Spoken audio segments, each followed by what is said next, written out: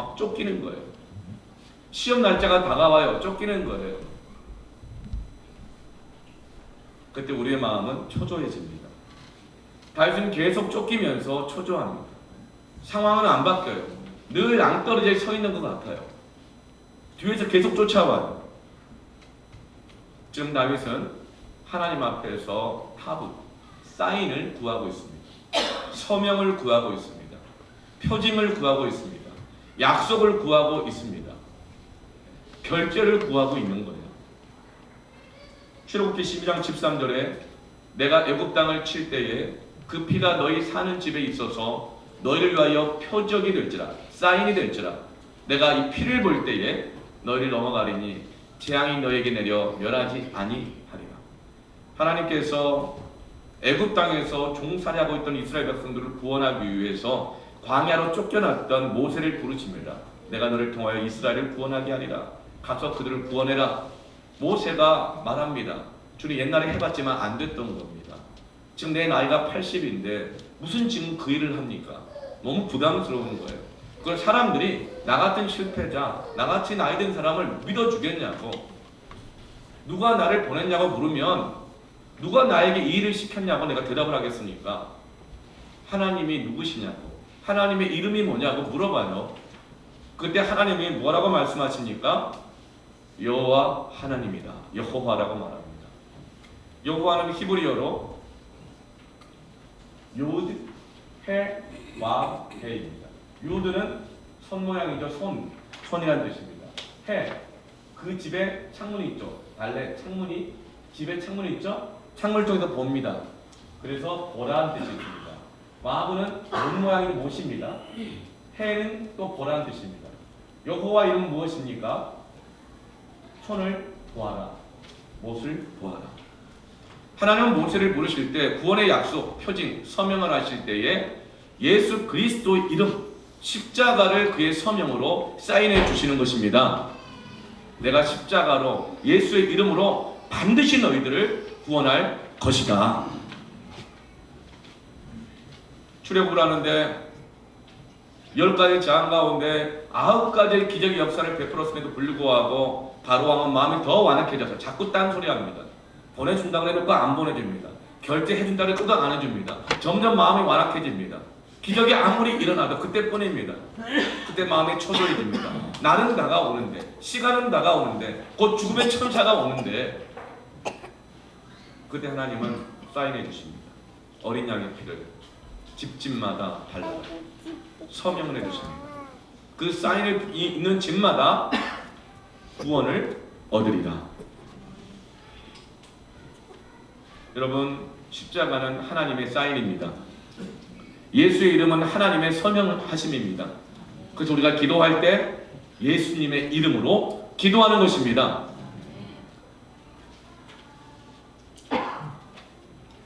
다윗은 시편에서 하나님의 말씀을 구절마다 반복합니다. 안 나오는 구절이 없어요. 율법, 규례, 말씀. 오늘 본문에 보면 169절에 주의 말씀대로 나를 깨닫게 하소서. 170절에 주의 말씀대로 나를 건지소서. 171절에 주께서 율례를 내게 가르치심으로.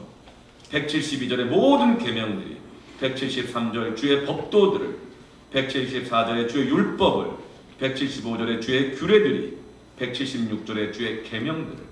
율법, 규례, 말씀, 계명, 이 모든 것은 바로 히브리어로 토라입니다.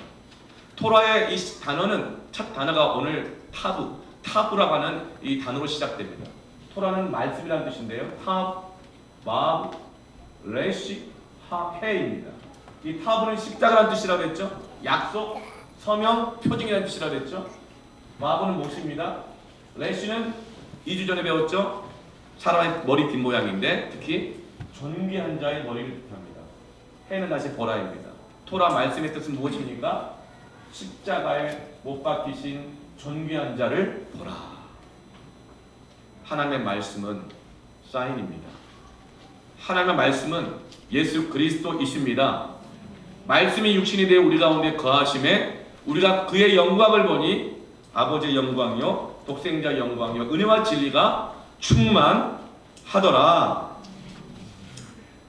여러분, 예수님의 이름은 하나님의 선언입니다. 하나님의 약속입니다. 구원의 보증입니다. 십자가는 하나님의 구원이요, 우리의 보증인 것입니다. 약속인 것입니다. 여러분, 하나님의 사인을 받으십시오. 하나님의 사인을 주장하십시오. 여러분, 하나님께 사인을 받으려면 어떻게 해야 됩니까? 우리는 회사에서도 사장님한테 결제가 떨어져야 그 일이 진행이 되잖아요. 근데 여러분, 사장님한테 내가 어떤 일을 맡았는데 결제 받으러 갈 때 누구 대신 보냅니까? 내가 직접 나아갑니다. 하나님께 사인을 받기 위해서는 먼저 따라합시다. 하나님께 나아가라.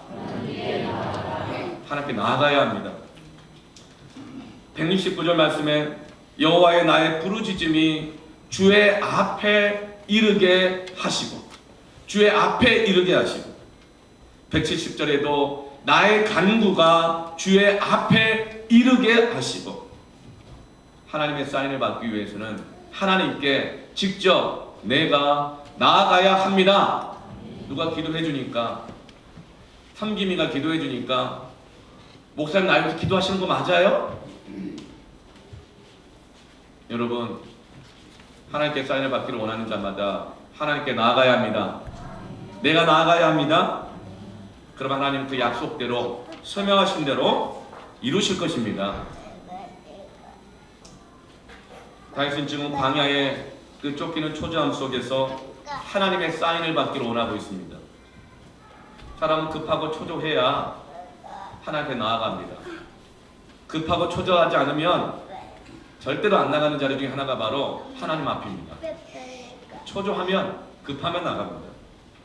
그건 은혜입니다. 여러분, 내가 초조할 때, 급할 때, 잠이 안 올 때, 가진 것이 없을 때, 빈들에서 홀로 걸을 때에, 되는 것이 없을 때, 뒤죽박죽일 때에, 여러분 그때는 하나님의 사인을 받기 위해 하나님께 나아가야 할 때입니다. 누가복음 15장 14절에서 18절 말씀에 탕자의 비유가 나옵니다. 탕자가 다 없앤 후 그 나라에 크게 흉년이 들어 그가 비로소 궁핍한지라. 다 없어졌어요. 흉년이 들었어요. 상황이 안 좋아요. 경기 불황이에요. 비로소 궁핍해졌어요. 15절에 그러자 가서 그 나라 백성 중 한 사람에게 붙어 살아요. 사람을 찾아갔어요.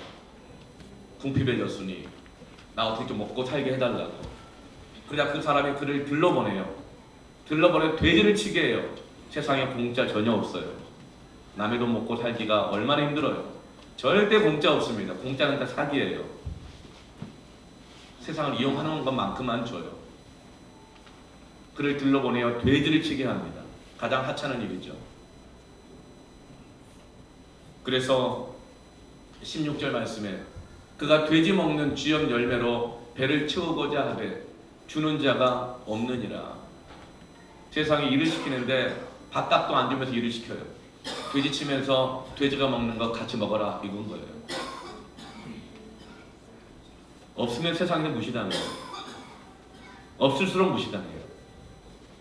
있을수록 대우받는 게 세상이에요. 없고 궁핍해지니까 이런 대우받는 거예요. 그런데 어때요? 돼지가 먹는 쥐열매 열매를 먹으려고 그러는데 돼지가 빨라요? 사람이 빨라요? 돼지 먹을 때 건드리면 큰일 납니다. 누가 좀 대신 줬으면 좋겠는데 그거 저착 주는 자가 아무도 없는 거예요. 도와줄 사람이 없는 거예요. 그러자 17절에 그러자 이에 스스로 돌이켜 이르되 내 아버지에게는 양식이 풍족한 품꾼이 얼마나 많은가. 나는 여기서 주령 죽는구나. 그제서야 아버지를 생각합니다. 그리고 18절에 내가 일어나 아버지께 가서 이르기를. 여러분, 궁핍할 때, 그런 일이 없을 때, 빈들일 때, 도와주는 자가 없을 때, 초조할 때 하나님께 나아갈 때입니다. 은혜의 초청입니다. 하나님께 결제받아야 되지. 나 이용해 먹고 세상이 다 그런 것인데 왜 세상한테 나를 맡겨요? 왜 세상의 결제를 받으려고 그래요? 세상이 결제하는 것 같지만 하나님의 결제하셔야 하늘에 참새 한 마리도 떨어지고 하나님의 결제하셔야 여러분 하나님이 역사하십니다.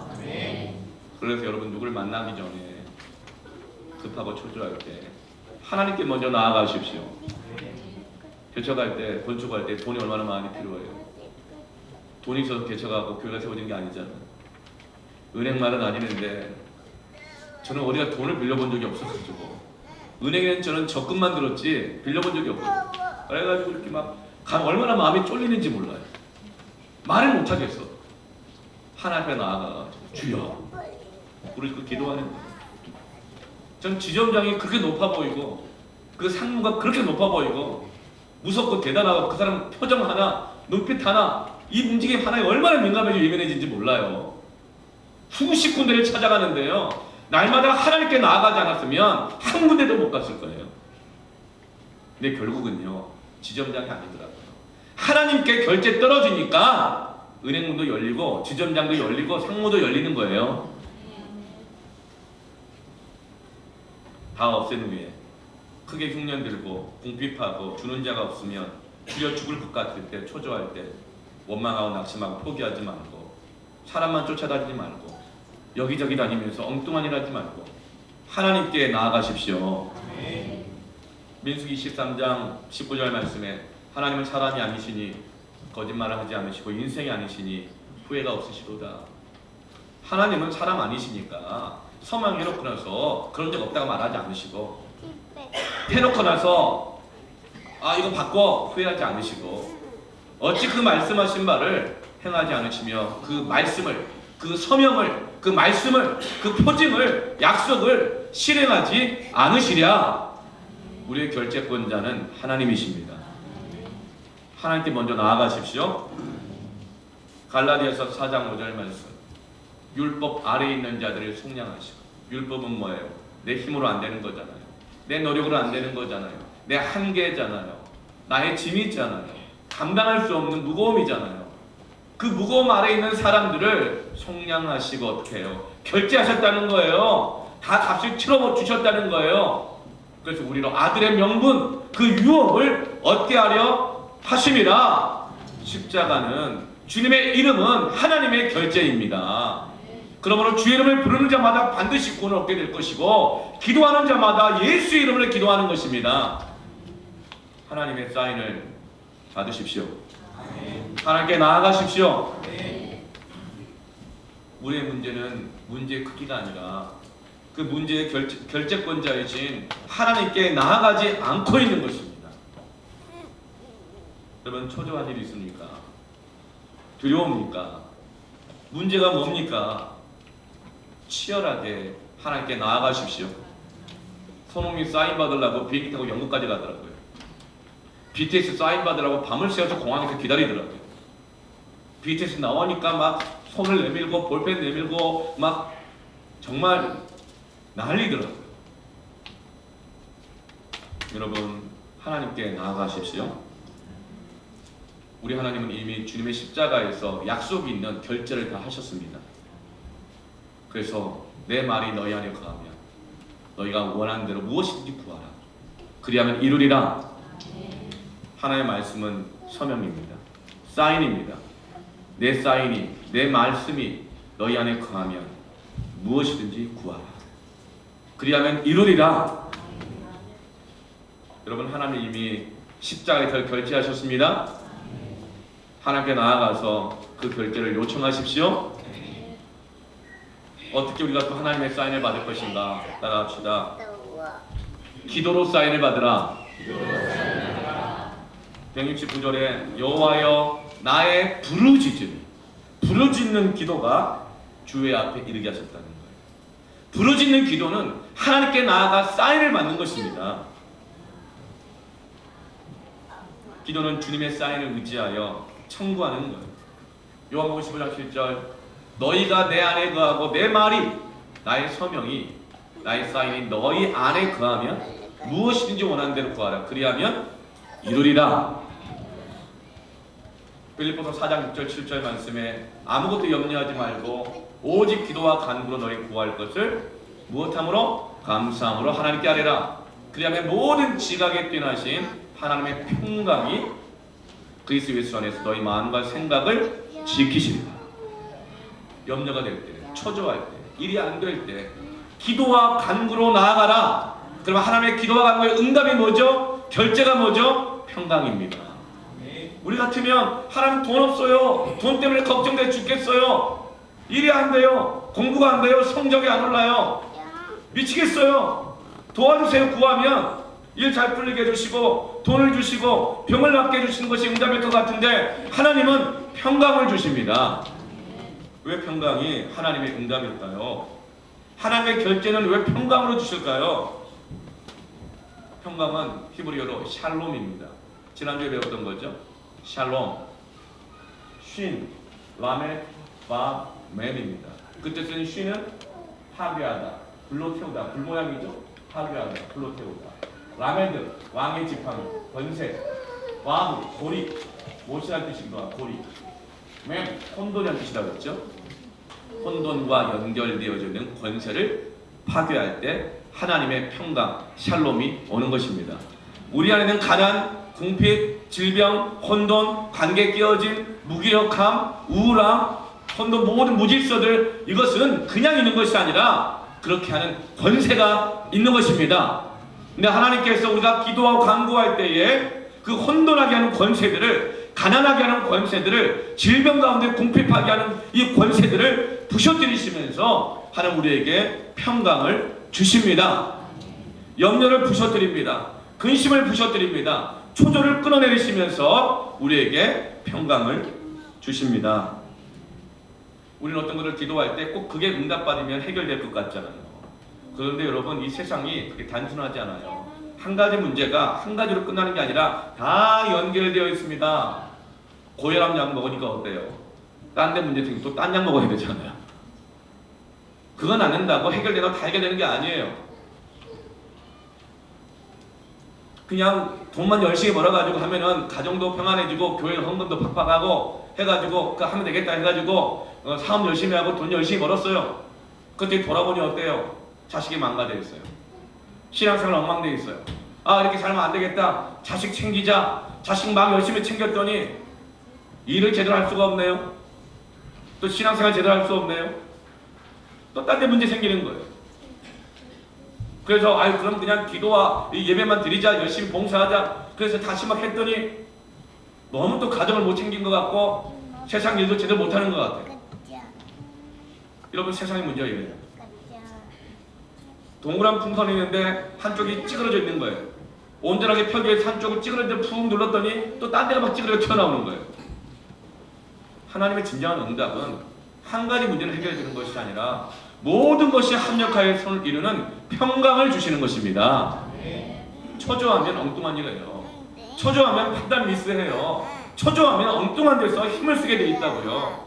우리에게는 그런 질서를 가질 수 있는 능력이 없어요. 우리에게는 통찰력이 없어요. 모든 것을 다 밸런스를 할 수 있는 능력이 없다고요. 워라벨이라고 하지만 워킹, 라이프, 밸런스, 일과 생활을, 일과 신앙생활을, 가정과 직장을 밸런스를 이루는 것이 평강인데 그 평강을 이룰 능력이 우리에게 없습니다.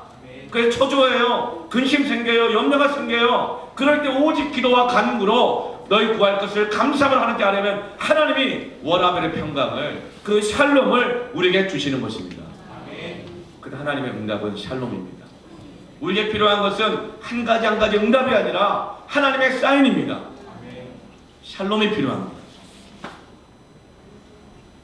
어떤 기계가 평안하다 이 말은 뭐냐면 기계 부속들은 하나하나로서는 아무 제의카를 못해요.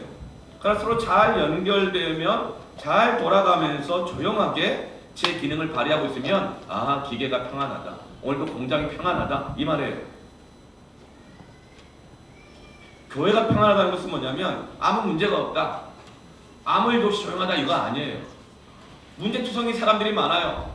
어떤 일도 문제가 많아요. 부족함도 많아요. 약함도 많아요. 그런데 매일매일 조용하게 새벽마다 모여 기도하고 수요일은 섬김이들이 모여서 말씀 듣고 또 기도하고 금요일에 또 다 함께 말씀 듣고 또 기도하고 그리고 요일마다 20개의 패밀리가 함께 모여서 말씀 나누고 또 기도하고 그러면서 매주 식당 봉사가 돌아가고 청소가 돌아가고 물론 문제가 있고 부족함도 있고 그렇지만 영아부가 돌아가고 유아부가 돌아가고 유치부, 어린이부, 청소년부 우리 아이들이 교육을 받고 신앙이 자라나고 청년대학부 작년 1부 예배, 2부 예배, 3부 예배, 선교 8개의 모든 부서가 주어진 사명을 감당해 나가고 있는 것, 이것이 여러분 바로 평안입니다.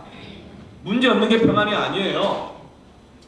문제가 있을 때마다, 초조할 때마다 하나님께 기도하며 나아가면 하나님을 사랑하는 자, 그 뜻대로 부르심을 모든 자들에게는 모든 것이 합력하여 선을 이루느니라. 하나님의 평강이 주어지는 것입니다. 우리가 잘해서 돌아가는 게 아니에요. 문제투성이잖아요. 근데 하나님 우리에게 평강을 주고 계십니다. 기도하면 하나님 우리에게 평강을 주십니다. 문제 있어도 괜찮습니다. 부족해도 괜찮습니다. 하나님의 평강의 사인이, 약속이 있는 것입니다.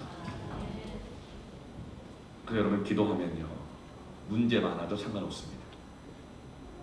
기도 안 하면 다 온전한 것 같아도 다 그만해져. 그 온전하고 좋은 것 때문에 다 깨지고. 그러나 약하고 부족해도 기도하면 합력하여 선을 이루는 평강이 있습니다. 여러분 기도하여 하나님께 사인을 받으십시오. 기도는 여러분 모든 것이 하나가 되게 하십니다. 왜요? 기도할 때 결재권자는 오직 주님이시라는 것을 알기 때문입니다.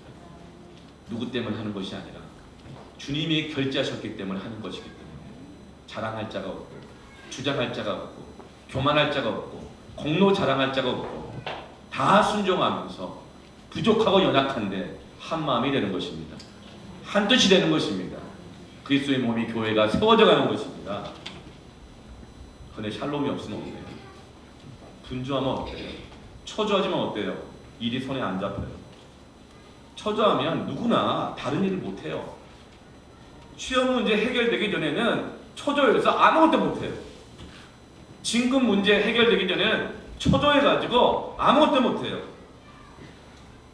인생은 여러 가지가 동시에 찾아오잖아요. 뒤죽박죽돼요. 그러면 그냥 포기하게 되어집니다. 여러분 이 초조함, 분주함, 허둥됨은 그냥 상황이 그런 것이 아니라 영적인 문제예요. 관계, 분위기, 침체, 무질서 다 여러분 영적인 문제입니다. 여러분 초조할 때 기도의 자리로 돌아오십시오. 아멘. 저는 이 말씀을 준비하다가 그 노래가 생각나더라고요. 장기하 씨가 부른 노래잖아요. 뭐 할 일이 뭐 없었는지 어땠는지 그냥 방바닥에 누워 있었는데 장바닥이 장판이 난지 내가 장판인지 딱 달라붙어가지고 그래가지고 목이 말라서 커피인가 뭐 이렇게를 마셨는데 저녁에 피던 담배꽁초에다가 이게 뭐야 하면서 뭐 뱉어버렸다 뭐 이런 내용이 있다가 그러다가 가사 이렇게 나와요. 지금 만나, 당장 만나 뭐 이런 거 있잖아요. 삶이 무리하고 엉뚱한 담배꽁초 막 입에 들어오고 너무 무리하고 지치고 우울해지고 침체에 빠졌을 때 당장 만나야 합니다. 하나님께 사인을 받아야 돼요. 하나님께 나아가야 합니다. 아멘.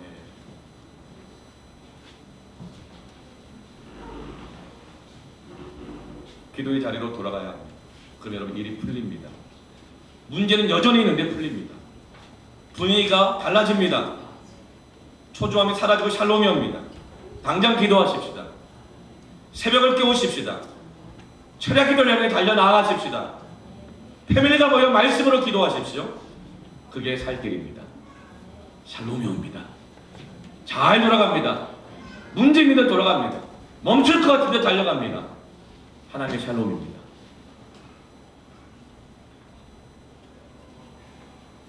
세 번째로 어떻게 하나님의 사인을 받을 것인가? 따라합시다. 찬양으로 사인을 받으라.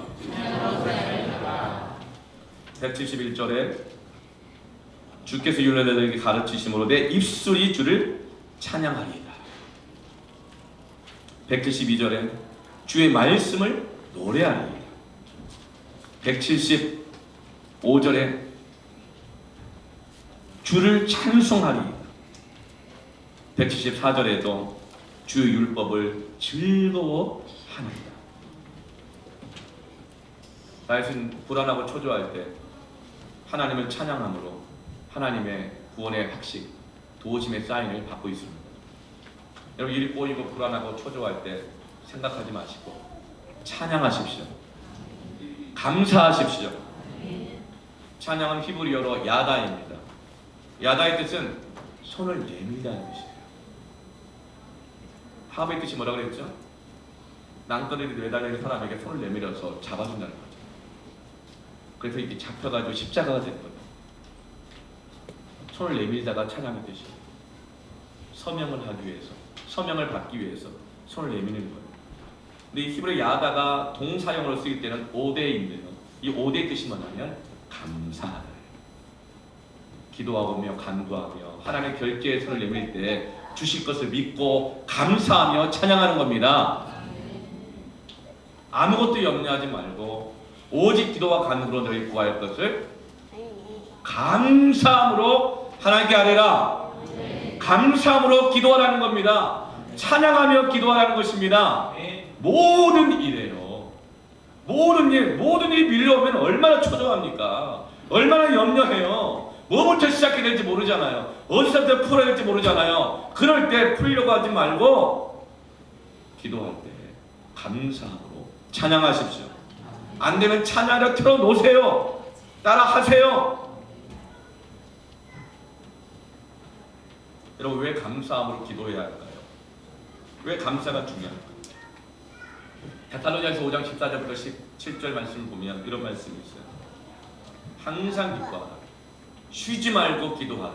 범사에 감사하라. 이는 그리스도 예수 안에 있는 너희를 향한 하나님의 뜻이다. 사인이다. 결제다. 여러분 항상 기도하라가 뭐와 뭐 사이에 있죠? 항상 기뻐하라. 범사에 감사하라. 그 사이에 쉬지 말고 기도하라가 있게 됩니다. 여러분 감사하면서 기도해야 합니다. 찬양하면서 기도해야 합니다. 왜 감사함으로 기도해야 될까? 그러면 짜장면이 제일 맛이 없을 때가 언제인가요? 배부를 때일까요? 아니면 짜장면이 퉁퉁 불었을 때인가요? 짜장면 먹으면서 짬뽕 생각날 때가 제일 맛이 없어요. 자기 거 안 보고 남의 거 보고 있으면, 비교하고 있으면 후회가 돼요. 욕심이 밀려와요. 올라와요. 내가 좋은 게 잃어버린 거 아닐까? 샬롬이 없어지는 것입니다. 여러분 기도할 때 남의 거 쳐다보고 하나님 알아보지 않고 비교하고 감사하지 않으면 샬롬이 없습니다. 그때부터 막 초조해지기 시작해요. 아니 남편을 위해서 기도하다가도 왜 내 남편은 저 이 수원 1패밀리의 그 김지사님처럼 안 되는 거야. 하나님 주신 건 짜장인데 짬뽕을 생각하면서 초조해지고 언제 응답하시겠습니까? 뭐 화가 나고 막 응답이 안 되고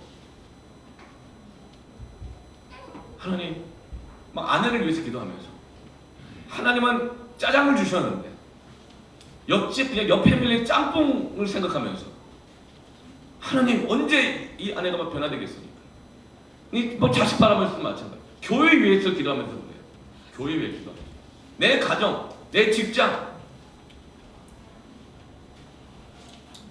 초조함으로 구하게 되면 욕심으로 구하게 되면 응답이 없습니다. 여러분 감사함으로 기도하십시오. 찬양함으로 기도하십시오. 여러분 아이를 갖는 것은 너무 큰 축복이죠. 축복이죠? 아멘. 근데 축복받은 표정들이 심각해요 다들. 5분 축복인 것 같아요. 그렇죠? 네. 매일매일 5분 축복. 그 심정을 이해해요. 그렇죠? 임신 감사할 일이고 아이 주신 거 축복입니다. 결혼 감사하고 축복이죠? 네. 그런데 임신하기 전에 그렇게 초조해요. 그리고 아이를 낳잖아요. 분명 감사하다가 그렇게 초조해져요. 감사해서 결혼했는데 그게 초조해져요. 자꾸 비교해요. 딴 거 봐요. 그래서 하나님께 나아가지 않고 기도도 없고 찬양도 없고 초조해가지고 다 잃어버려요. 그냥 애가 뭐 하나 문제 생기면 그냥 이걸 어째 하면서 다 잊어버려요. 기도, 예배, 하나님, 믿음, 그냥 이거. 그 내 가정.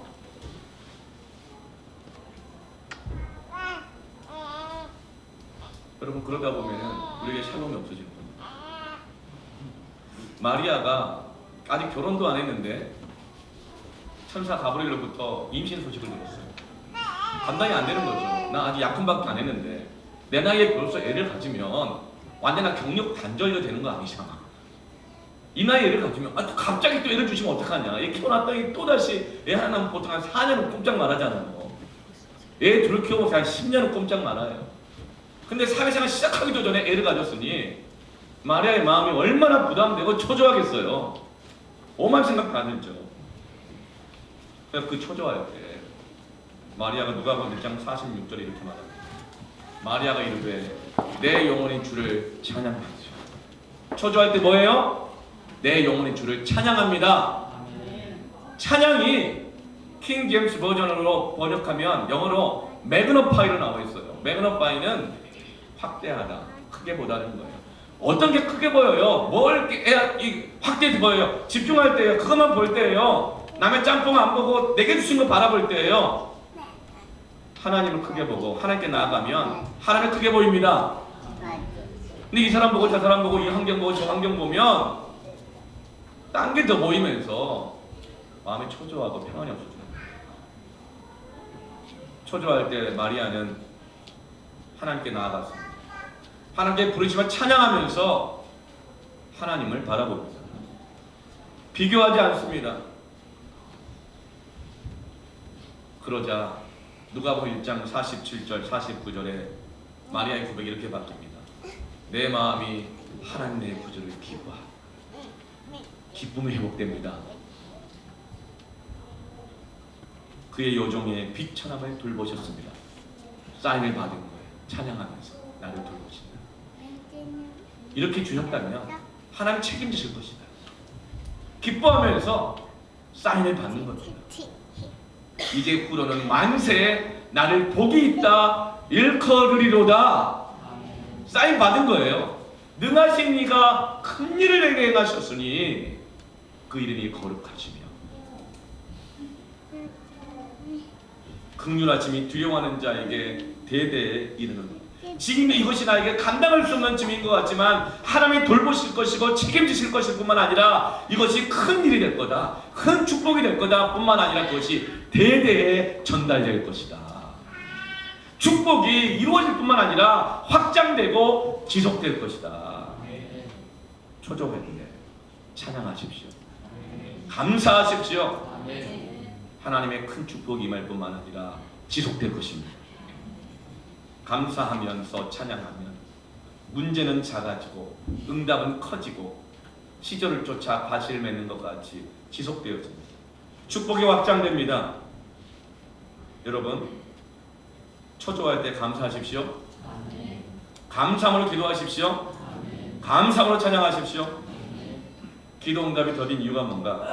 또 기도 응답이 멈추는 이유가 뭔가? 감사가 없기 때문입니다. 감사가 없으면 응답이 멈춰요. 상식적으로 생각해 보세요. 내가 누구에게 도움을 받았어요?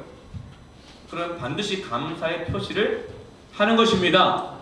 마음으로만 받을게. 내 마음 알지? 그거 아니에요. 감사의 표시를 하는 것입니다. 왜냐하면 세 가지 이유가 있어요. 첫째, 감사를 모르는 사람을 계속 돕는 것은 돕는 그 사람으로 하여금 지치게 만들기 때문입니다. 지쳐요. 둘째, 이런 사람을 계속 돕는 것은 그를 버릇없게 만드는 거 아닐까? 망치는 일이 아닐까 하는 의심이 들게 돼요. 의심이 들어요. 셋째, 그래서 나나 그를 위해서는 더 이상 도우면 안 되겠다는 생각으로 돕기를 중단합니다. 감사가 없으면 지쳐요. 감사가 없으면 의심하게 돼요. 감사가 없으면 중단됩니다. 여러분, 감사가 없으면 응답과 축복의 문을 닫는 것입니다. 여러분, 그래서 자녀를 교육할 때 감사 교육이 너무나도 중요합니다. 뼈대 있는 가문의 처음 교육은요, 감사합니다라고 인사시키는 거예요. 예수님도 그렇게 가르치셔요. 누가복음 17장에 보면 예수님이 10명의 나병 환자를 고쳐주십니다.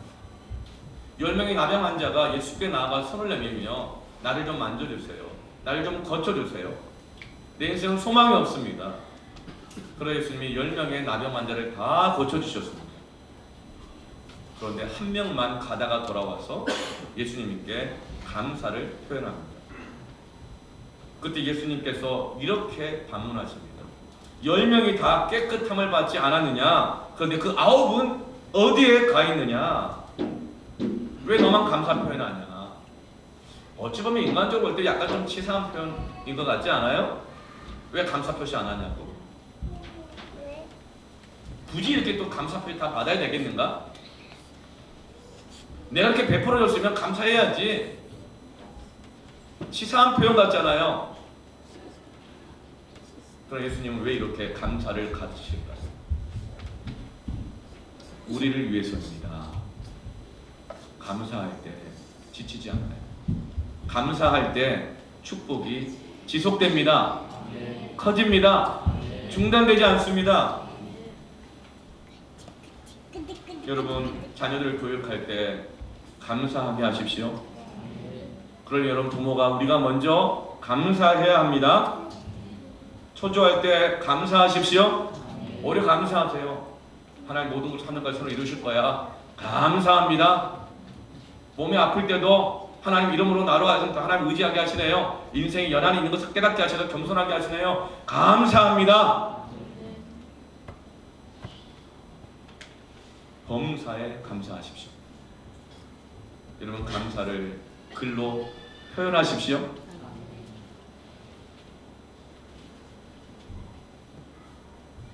여러분, 이렇게 사랑의 표현을 받잖아요. 근데 참 이렇게 글로 받으면 너무나 좋아요. 네. 남편이 아내에게 고맙고 감사하다고 글로 표현했어요. 근데 아내가 딱 이렇게 얘기하는 거예요. 쓴 건 좋은데 글자가 왜 이렇게 커? 왜 이렇게 빈칸이 많아? 빈 공간이 나에 대한 마음이야? 뭐 그러면서 진심이 없는 것 같아? 성의가 없는 것 같아?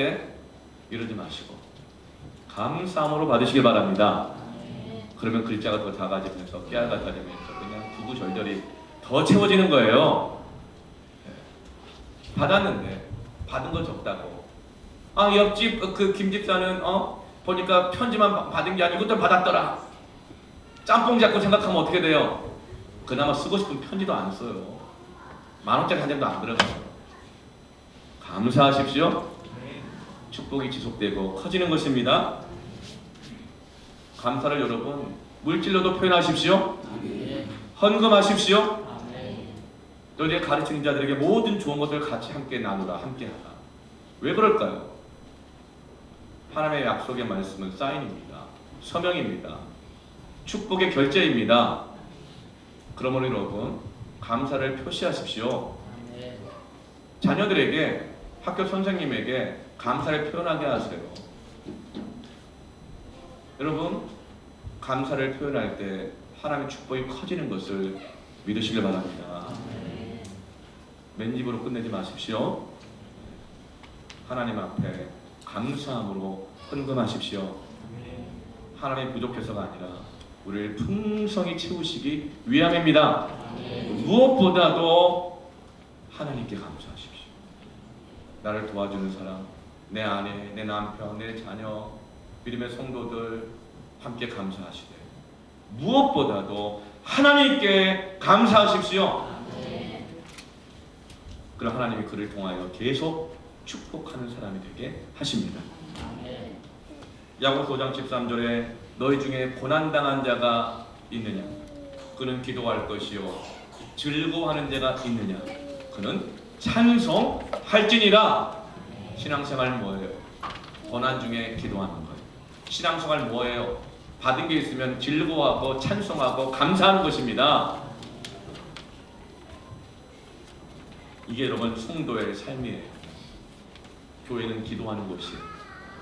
교회는 감사하며 하나님께 찬송하며 예배하는 곳입니다. 그거 외에 딴 길은 없습니다. 신앙생활은 되게 성경 공부를 통해서 신앙이 세워지는 줄로 알아요. 그것도 맞아요. 그런데요, 처음에는요, 찬송을 통해서 더 많이 배웁니다. 에베소서 1장 3절 말씀에 보면 바울이 개척한 에베소 교회 편지를 쓴 데 이렇게 말해요. 시작부터 찬송하리로다. 뭘 찬송해요? 신령한 복을 받았다는 거예요. 그러니 찬송하는 거예요. 감사를 표현하는 거예요. 에베소 1장 6절에 이는 그 이유는, 찬송하는 이유는 그가 사랑하시는 자 안에서 우리에게 거저주신 게 있다는 거예요. 그게 은혜라는 거예요. 여러분 날마다 은혜 받습니까? 은혜 달라고 기도만 하지 말고 작은 은혜에도 감사하십시오. 옛날에 받았던 은혜와 비교하지 마시고 어디 가서 받았던 은혜와 비교하지 마시고 지금 내게 주신 이 은혜 감사를 표현하십시오. 그 영광을 찬송하십시오. 그러면 에베소 1장 8절에 이는 그가 모든 지혜와 총명을 우리에게 넘치게 하여 주십니다. 지혜를 주십니다. 총명을 주십니다. 이 말은 뭐예요? 알게 된다는 거예요. 믿음이 성장한다는 거예요. 배우게 된다는 거예요. 주일학교 교회에서 어떻게 가르쳐요? 찬송하면서 아이들이 믿음을 배워요.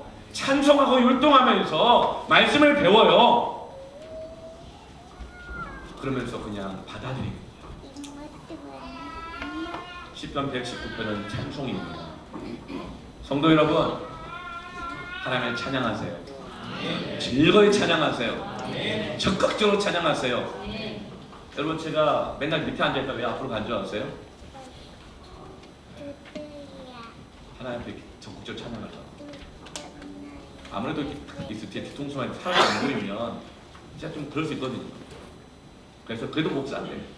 적극적으로 찬양하고 열심히 찬양하고 1부 예배, 2부 예배, 3부 예배 한결같이 똑같이 하나님 찬양하고 죽으면 죽으리라 하면서 찬양하다가 숨 부족해서 끊어지면 순교 아닌가요 그거? 그럼 이렇게 그를 앞에 앉는 거예요. 여러분 초조할 때, 두려울 때 찬양하세요. 감사하며 찬양하세요. 그러면 지각이 열립니다. 하나님의 뜻을 알게 됩니다. 지혜와 총명이 옵니다. 길을 찾습니다. 해결 방법을 찾습니다. 하나님의 소망을 봅니다. 비전을 봅니다. 갈 길을 봅니다. 시편 119편은 찬송입니다.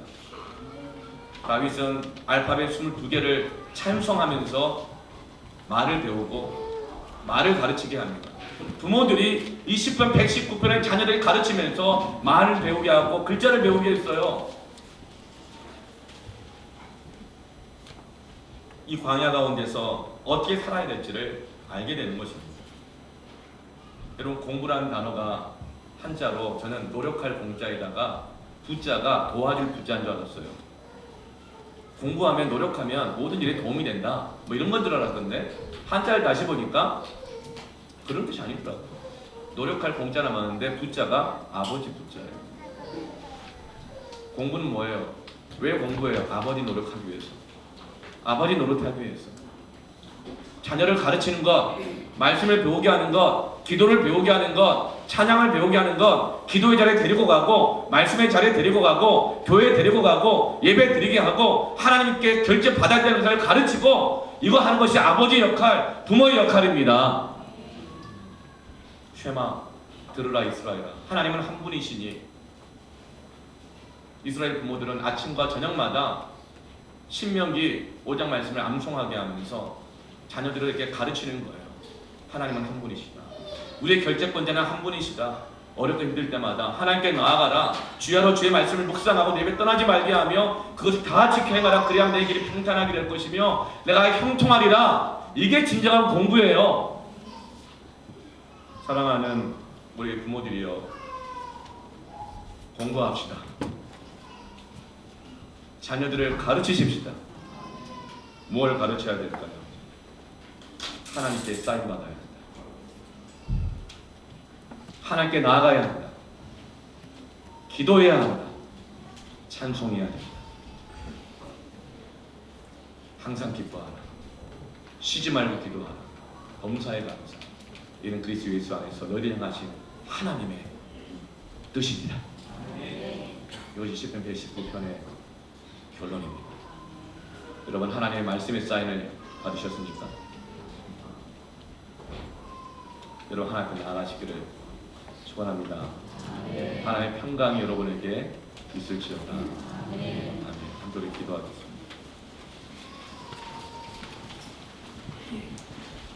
말씀을 준비하면서 임재라는 찬양이 계속 내 안에서 나왔어요. 임재의 뜻은 뭐지? 하나님 임하셔서 손 내미신 거예요. 사인하신 거예요. 이 찬양 같이 하면서 하나님에게 주신 말씀의 사인을 다시 한번 붙들어 보십시오. 그래 하나님께 나와 함께 우리 기도했으면 좋겠는데요.